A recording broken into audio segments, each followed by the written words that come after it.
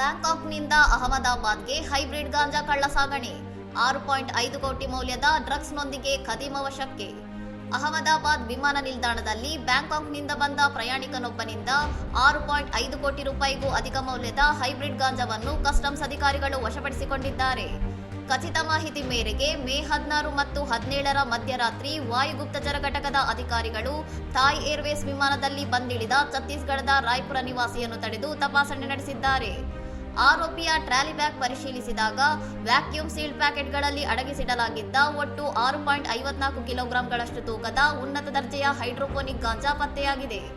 ಅಂತಾರಾಷ್ಟ್ರೀಯ ಪ್ರವಾಸ ಕೈಗೊಂಡಿದ್ದ ಈ ಪ್ರಯಾಣಿಕ ಮಾದಕ ವಸ್ತುವಿನ ವಾಸನೆ ಹೊರಬರದಂತೆ ವ್ಯಾಕ್ಯೂಮ್ ಪ್ಯಾಕೇಜಿಂಗ್ ತಂತ್ರ ಬಳಸಿ ಭಾರತಕ್ಕೆ ಕಳ್ಳಸಾಗಣೆ ಮಾಡಲು ಯತ್ನಿಸಿದ್ದ ಎಂದು ಅಧಿಕಾರಿಗಳು ತಿಳಿಸಿದ್ದಾರೆ. ಆರೋಪಿಯನ್ನು ಎನ್ಡಿಪಿಎಸ್ ಕಾಯ್ದೆಯಡಿ ಬಂಧಿಸಲಾಗಿದ್ದು, ಈ ಸಾಗಣೆಯ ಹಿಂದೆ ದೊಡ್ಡ ಅಂತಾರಾಷ್ಟ್ರೀಯ ಮಾದಕ ವಸ್ತು ಕಳ್ಳಸಾಗಣೆ ಜಾಲ ಸಕ್ರಿಯವಾಗಿದೆ ಎಂಬ ಬಗ್ಗೆ ತನಿಖೆ ಮುಂದುವರೆದಿದೆ. ಥೈಲ್ಯಾಂಡ್ನಿಂದ ಗಾಂಜಾ ಕಳ್ಳಸಾಗಣೆಯಾಗುತ್ತಿರುವುದು ಇದೇ ಮೊದಲಲ್ಲ.